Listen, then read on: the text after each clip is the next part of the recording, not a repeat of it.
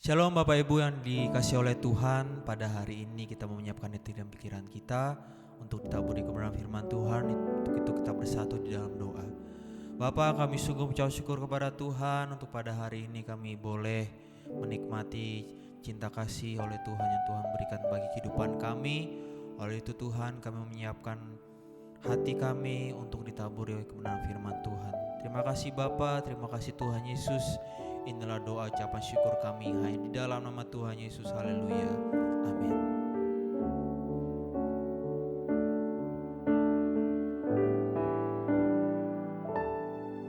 Salibmu membuka mataku, betapa berharga nilai hidupku, menanggung semua dosaku, berikan hidupmu menggantikan diriku,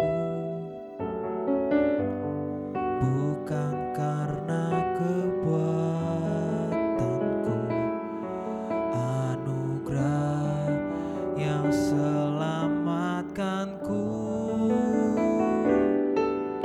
Yesus, apa arti hidupku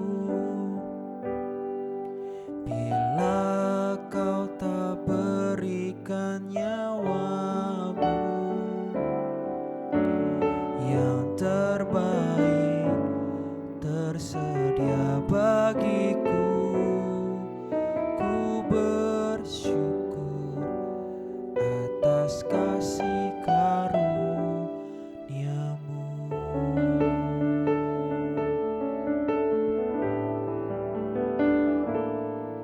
Salibmu membuka mataku, betapa berharga nilai hidupku,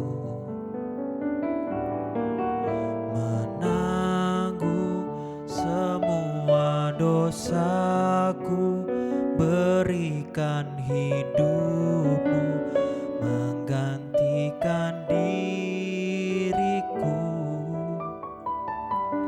bukan karena perbuatanku, anugerah yang selamatkanku.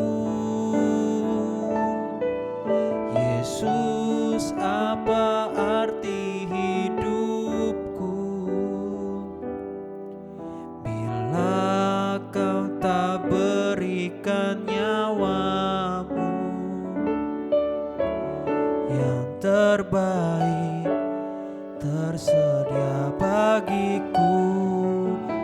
Ku bersyukur atas kasih karunia-Mu.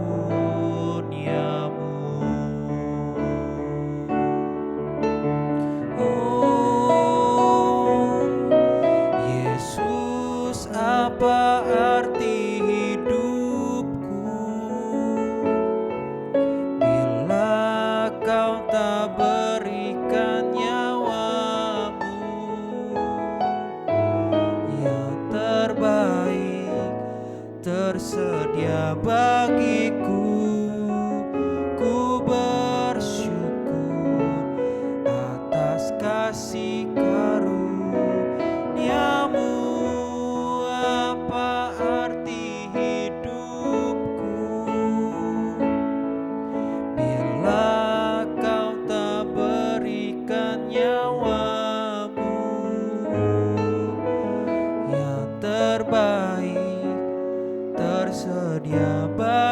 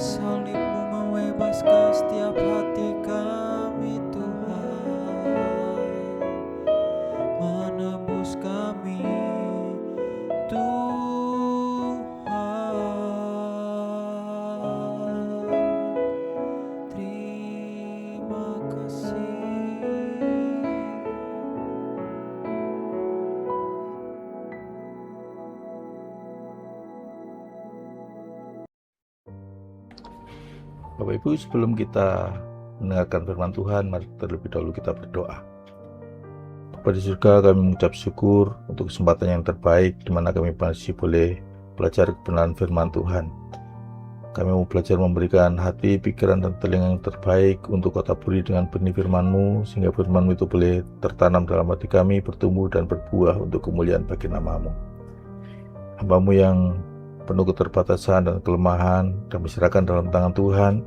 Kiranya pengurapan dari Tuhan, hikmat dan kuasa menyertai hamba-Mu, sehingga apa yang disampaikan merupakan isi hati Tuhan untuk sidang jemaat-Mu, sehingga kami semua sama-sama diberkati melalui firman Tuhan yang akan kami terima. Kami bersyukur di dalam nama Tuhan Yesus Kristus dan kami sambut kebenaran firman Tuhan. Amin. Bapak Ibu, malam hari ini kita akan bicara tentang perkataan yang membangun. Saya akan ambil dari Efesus pasal 4 ayat yang ke-29. Firman Tuhan berkata demikian. Janganlah ada perkataan kotor keluar dari mulutmu, tetapi pakailah perkataan yang baik untuk membangun, di mana perlu, supaya mereka yang mendengarnya beroleh kasih karunia. Bapak Ibu Saudara, manusia adalah makhluk yang berkomunikasi. Setiap hari kita berbicara, kita menulis, dan menyampaikan pesan dalam berbagai bentuk. Namun seringkali kita tidak menyadari bahwa perkataan kita memiliki dampak yang besar, baik itu dampak yang positif maupun dampak yang negatif.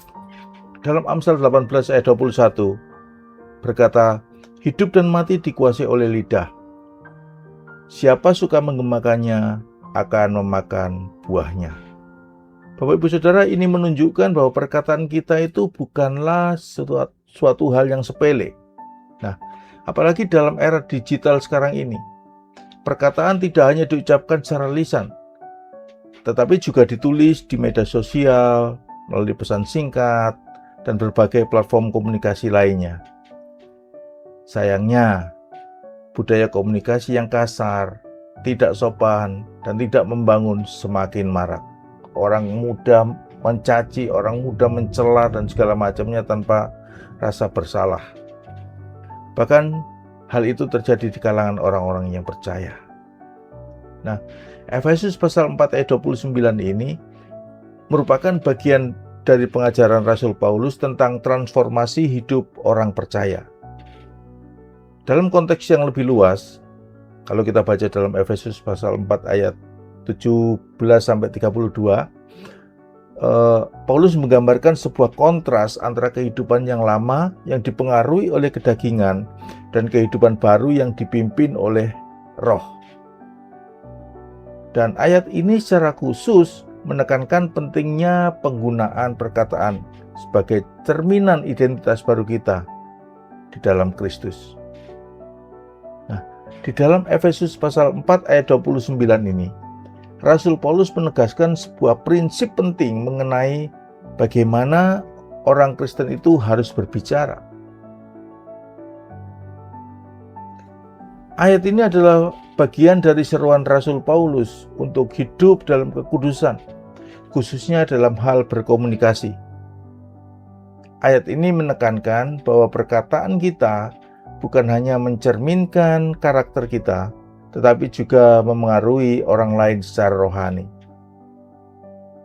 Ayat ini juga bukan hanya sebuah perintah untuk menghindari perkataan yang buruk, tetapi ini merupakan sebuah panggilan untuk menggunakan perkataan sebagai alat untuk membangun kehidupan orang lain dan menjadi saluran kasih karunia Allah.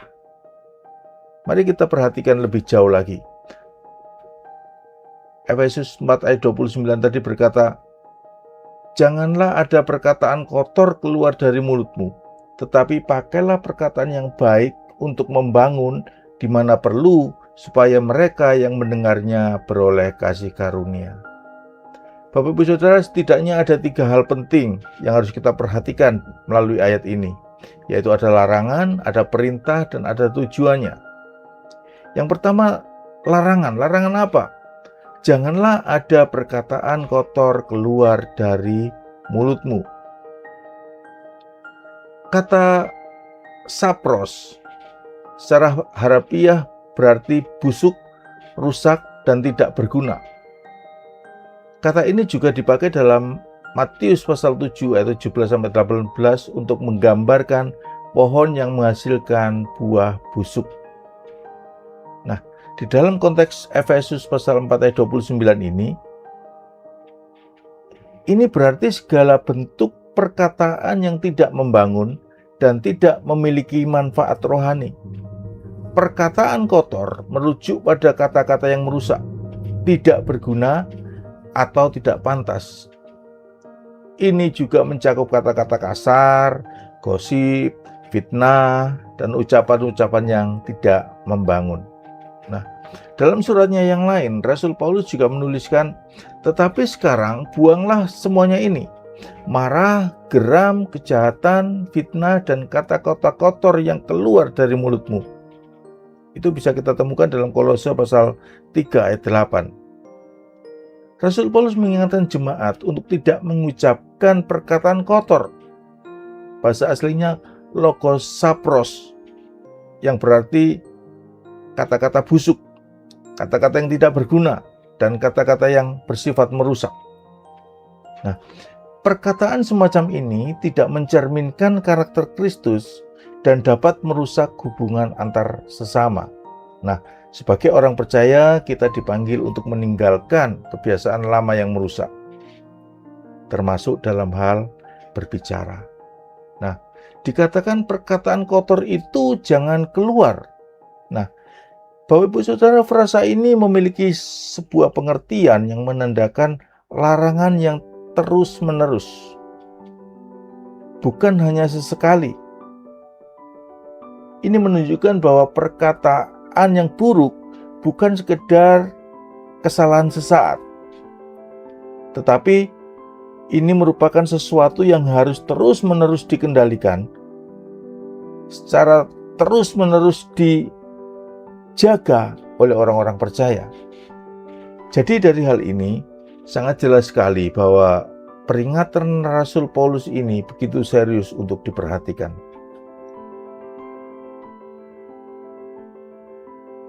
Kita seringkali tanpa sadar mengucapkan perkataan yang sia-sia, yang mungkin saja sudah menjadi tabiat kita. Kita gampang sekali menghakimi atau mengolok-olok orang lain. Mungkin kita bermaksud bercanda, namun di balik candaan itu ada hati yang terluka. Bukankah itu juga merupakan buah dari perkataan yang sia-sia? Oleh karenanya, Rasul Paulus mengajak kita untuk selalu terus-menerus berhati-hati dan memperhatikan sikap, memperhatikan setiap perkataan yang keluar dari mulut kita.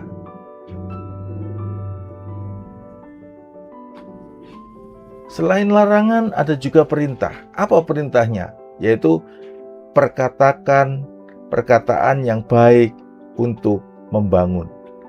Sebagai kontras dari larangan untuk berkata kotor atau logosapros, Rasul Paulus memerintahkan untuk berkata-kata secara baik dan membangun. Baik atau agathos memiliki makna bermoral, bermanfaat, dan baik. Sedangkan kata membangun atau oikodome berarti pembangunan atau penguatan. Nah, kata-kata ini juga dipakai dalam 1 Korintus pasal yang ke-14 ayat yang ke-26. Jadi ini menunjukkan bahwa perkataan yang benar bukan hanya tidak buruk, tetapi harus secara aktif membawa dampak positif bagi pendengarnya. Nah, Bapak Ibu Saudara, Rasul Paulus mendorong kita untuk menggunakan perkataan yang baik, yaitu kata-kata yang membawa kebaikan, kelembutan, dan kasih. Tujuan dari perkataan ini adalah untuk membangun, yang berarti memperkuat atau menguatkan dan mendorong pertumbuhan rohani orang lain. Perkataan yang baik adalah alat yang kuat untuk menyatakan kasih Kristus dan membawa pemulihan dalam hubungan. Jadi ini mencerminkan karakter Allah yang membangun dan memulihkan. Dalam Kolose 4 ayat yang ke-6, Rasul Paulus menulis, "Biarkanlah kata-katamu senantiasa penuh kasih, dibumbui dengan garam, sehingga kamu tahu bagaimana kamu harus menjawab setiap orang." Dalam Kolose pasal 4 ayat yang ke-6. Kata-kata ini memiliki kekuatan yang luar biasa. Dengan perkataan, kita bisa menguatkan orang lain, tetapi kita juga bisa melukai hati mereka. Rasul Paulus mengingatkan bahwa setiap kata yang keluar dari mulut kita harus penuh kasih dan dibumbui dengan garam. Penuh kasih berarti kata-kata kita itu mencerminkan kasih Kristus. Tidak kasar, tidak menyakitkan, tidak menghancurkan semangat orang lain, tetapi membawa penghiburan dan dorongan. Sedangkan dibumbui dengan garam, itu berarti perkataan kita harus membawa hikmat dan kebenaran. Garam berfungsi untuk memberi rasa dan mengawetkan.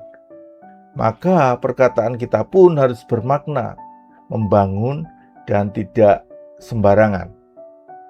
Sebagai orang percaya, kita dipanggil untuk berbicara dengan kebijaksanaan, sehingga setiap jawaban yang keluar dari mulut kita, jawaban yang kita berikan, bukan hanya menyenangkan telinga, tetapi juga menyentuh hati dan membawa kebenaran Tuhan. Lalu, apa tujuan Rasul Paulus memberikan nasihat itu?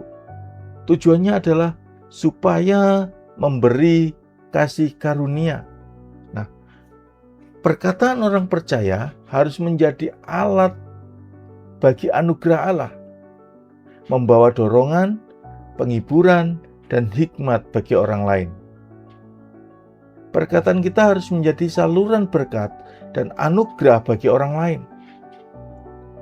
Tujuannya adalah agar orang yang mendengar perkataan kita itu kemudian mengalami kasih karunia Allah. Mari kita belajar dari Tuhan Yesus. Rasul Yohanes menulis, barang siapa mengatakan bahwa ia di dalam Dia, ia wajib hidup sama seperti Kristus hidup. 1 Yohanes pasal yang kedua ayat yang ke-6. Tuhan Yesus tidak hanya menunjukkan kasih karunia melalui tindakannya, tetapi juga melalui setiap perkataan yang diucapkannya. Jadi jika kita ingin hidup seperti Kristus, kita juga harus belajar berbicara seperti Dia, dengan kasih, dengan kebenaran, dan dengan pengampunan. Di kayu salib, Tuhan Yesus mengatakan apa? Ada perkataan yang membawa pengampunan. Sewaktu di kayu salib, Tuhan Yesus berkata, "Ya Bapa, ampunilah mereka, sebab mereka tidak tahu apa yang mereka perbuat." Jadi di sini Kristus selalu menawarkan kasih karunia, bahkan kepada mereka yang menyakitinya. Dan kita pun dipanggil untuk mengampuni dan tidak membalas kejahatan dengan kejahatan. Perkataan Tuhan Yesus juga memberi pengharapan kepada perempuan berdosa. Yesus berkata, "Aku pun tidak akan menghukum engkau. Pergilah dan jangan berbuat dosa lagi mulai dari sekarang." Ini kisah perempuan yang ditangkap karena berzina dalam Yohanes pasal 8 ayat yang ke-11. Di sini kita melihat bahwa perkataan Tuhan Yesus itu penuh kasih, tetapi juga membawa kebenaran. Jadi kita juga harus berbicara dengan hikmat. Kita menegur dengan kasih dan memberi harapan kepada orang lain. Lalu apa lagi? Perkataan Tuhan Yesus itu adalah perkataan yang menguatkan. Tuhan Yesus berkata, "Jangan takut, percaya saja." Dalam berbagai situasi, Tuhan Yesus selalu menguatkan hati orang-orang yang takut dan ragu-ragu. Jadi kita pun dipanggil untuk menggunakan perkataan kita untuk menguatkan dan menghibur sesama. Bapak Ibu Saudara, jika kita mengaku hidup dalam Kristus, maka perkataan kita harus mencerminkan kasih karunia-Nya. Bukan kata-kata yang menyakiti atau menjatuhkan, tetapi kata-kata yang membangun, mengampuni, dan memberi pengharapan. Mari kita renungkan. Apakah perkataan kita sudah mencerminkan kasih karunia seperti perkataan Tuhan Yesus? Apakah orang lain merasakan pengampunan, merasakan ada pengharapan, merasakan ada kekuatan melalui apa yang kita katakan?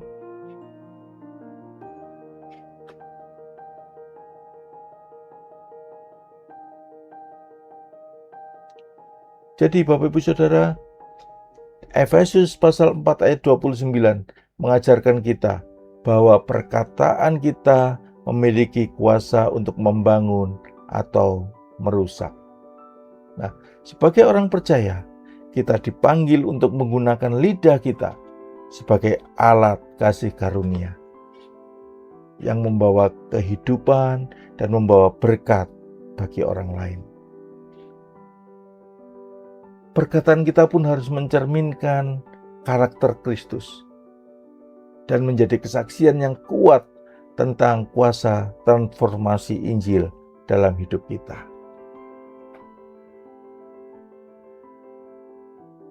Sekali lagi, perkataan kita adalah cerminan hati kita. Oleh karena itu, transformasi perkataan kita dimulai dari pembaharuan hati dan pikiran oleh firman Tuhan dan Roh Kudus. Hidup baru dalam Kristus menuntut perubahan dalam cara berpikir, cara berbicara, dan cara bertindak. Ini merupakan proses yang terus-menerus di mana kita bertumbuh dalam kekudusan dan keserupaan dengan Kristus.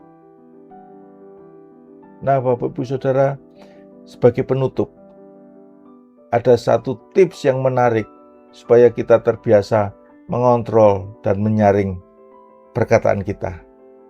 Mari kita belajar menerapkan prinsip think, berpikir sebelum berbicara. Think itu singkatan THINK. T yang pertama adalah true. Apakah yang aku katakan ini benar? Lalu H, helpful. Apakah yang akan aku katakan ini membantu orang lain untuk bertumbuh, untuk menyembuhkan, untuk menguatkan, dan untuk memberi pengharapan? Lalu I, inspiring. Apakah yang akan aku katakan ini membangun dan menginspirasi orang lain untuk kebaikan? Atau justru sebaliknya? Kemudian N, necessary. Apakah yang aku katakan ini perlu? Memang benar apa yang akan kita katakan, tetapi apa yang benar itu tidak selalu menjadi apa yang perlu bagi orang lain. Jadi kita juga harus memilah di sini. Lalu yang terakhir adalah kind. Apakah yang aku katakan ini penuh kasih dan membawa kebaikan?